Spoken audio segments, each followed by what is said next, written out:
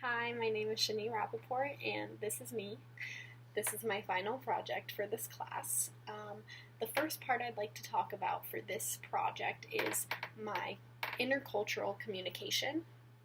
I focus specifically on Chapter 2, which is Culture and Interpersonal Communication, because I find it really valuable in my personal life to be very conscious of other people's cultures when I talk to them, and also in my professional life to try and be aware of all the verbal and nonverbal cues that I can and can't do around people of certain cultures, because obviously we all interpret things differently. So this chapter really helped me with that because I got to choose a culture for our week 2 assignment and make a handout, which was really helpful for me. And also in my self-assessment, I kind of understood where I'm at in terms of improvement and where I can grow as a person in my intercultural communication competence. The second part of this project is going to talk about Chapter 3, which is interpersonal communication and the self. This specific chapter taught me about my communication skills and self-disclosure. So my online and offline self-disclosure, going based off this week's assessment, I learned a lot about myself, how I interact with people online and face-to-face, which is obviously helpful for me personally. I don't want to be, super involved in my online presence. I don't want to have lengthy posts about myself online. I don't feel or find that that's necessary. And professionally, I don't feel like that's too professional. So I learned that I should probably tone it down on the internet, try to keep my personal life personal and not very public on the interwebs. But I also really like this chapter because we learned about the Johari window model, which talked about aspects of yourself that are open, that are hidden, that are unknown, and that are blind. So I really like this week's assignment. The next part of this project focuses on Chapter 6, which is nonverbal communication. And I'm going based off of the assessment for Chapter 6, which talks about nonverbal immediacy behaviors.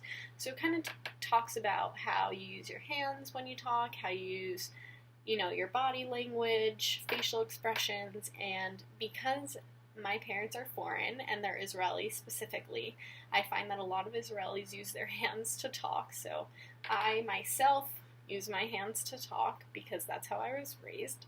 But also the concept that I learned in this specific chapter was the functions of nonverbal communication, which are so important in creating relationships and also just interacting with other people. I find it to be so important to know what nonverbal communications are appropriate and when they are inappropriate. The next theme I'd like to discuss comes from Chapter 8, which talks all about emotions. So my personal emotions, I know that I can probably learn to express better, which I felt like I did learn in this chapter. And I liked the assessment in this chapter because it talks about your emotional intelligence, which basically discusses if it's easy to understand your feelings, it's hard to express your feelings, and I really appreciated that because I never sat down with myself to learn about that.